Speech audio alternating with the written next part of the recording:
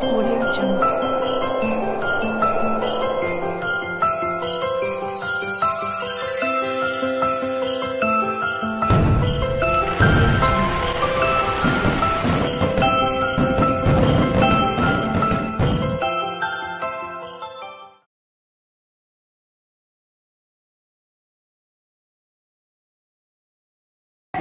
Baik teman-teman, terima kasih telah kembali lagi tepat di channel Yosua School.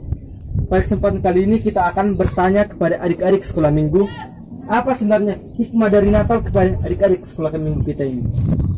Coba sebutkan 3 hikmah Natal menurut individu masing-masing. Coba dimulai dari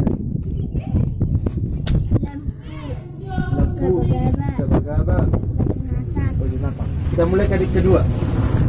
Pohon Natal, Pohon Natal, gaba-gaba, gaba-gaba, lilin, lilin. Adik yang ketiga, sepatu, sepatu, baju, baju, topi.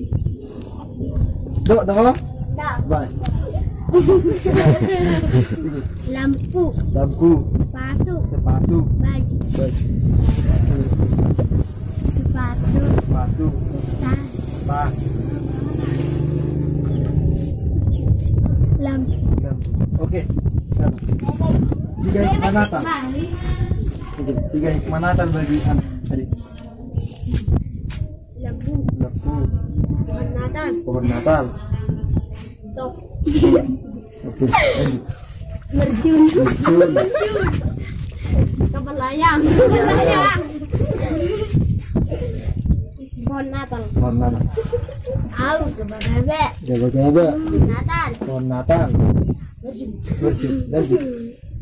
mercun, Mercun, layang, pohon layang, baju baru, baju baru. Oke, yang lagi. Pas dulu. pohon Natal, Pohon Natal, mercun, mercun, baju, baju. Terakhir. Baju baru, baju baru.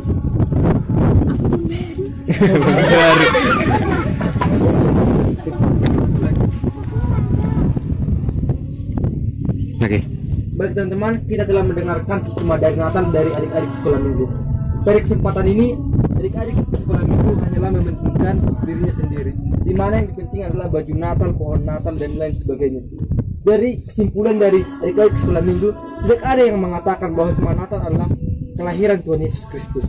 Jadi pada zaman sekarang ini, anak-anak sekolah minggu, hikmah Natalnya bukanlah kelahiran Yesus Kristus, melainkan hikmah Natalnya adalah pohon Natal, baju baru, dan lain sebagainya. Begitu pula dengan diri kita sendiri. Apakah kita telah menggunakan hikmah Natal tersebut?